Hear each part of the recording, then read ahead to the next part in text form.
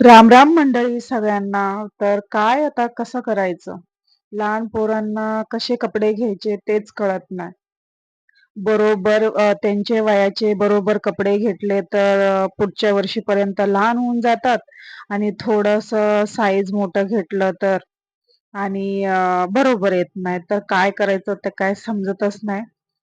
तर मग मी हा तिचा पॅन्ट आहे ना, तर हिचा शॉर्ट करायला लागलीये. तिला खूप लूज होत होता. तर जे बटन लावायचं होतं ते मी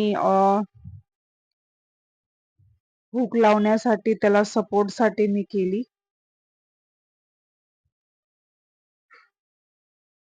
आणि तिचा जो वरचा टॉप होता तो पण मी शिवून घेतला. तर हा पॅन्ट पण शिवून घेतला. तर आता बघूया हे बघा. तिने आधी सांगितलं नाही मला एवढं लूज होतंय, तर मला दोनदा काम लागलं करायला.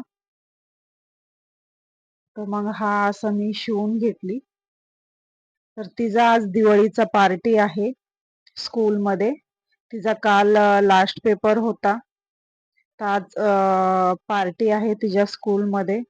तर पार्टीसाठीच हे सगळं तयारी चालू होतं. हे ड्रेस तिच्या दिवाळीसाठी घेतला होता.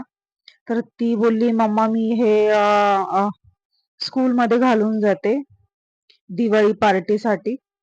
तर मी हाताला पण अशी शॉर्ट करून घेतली, शिवून घेतली हातापाशी पण. तो पण हाताकडं पण खूप लूज होत होता. तिला आता असा ड्रेस घेतलाय ना, तर तिच्या मोठीलाच येतो तिचा ड्रेस. आणि मग ती अशी तयार झाली ती स्वतःच आणि बोलते मी जाणार अशी शाळेत. अशी तयार झाली केस बिस सोडून. मग नंतर काय मग माझ्याकडेच आली शेवटी की मला डोकं विचार. तर मग मी तिचा डोकं विचारली आणि तयार केली तिला. तर मस्त तयार झाली. तयार झाल्यानंतर मग ती गेली दिवाळी पार्टी करायला. तर कशी वाटतीये ती आणि तिचा ड्रेस? तर नक्की कमेंट मध्ये सांगा मला.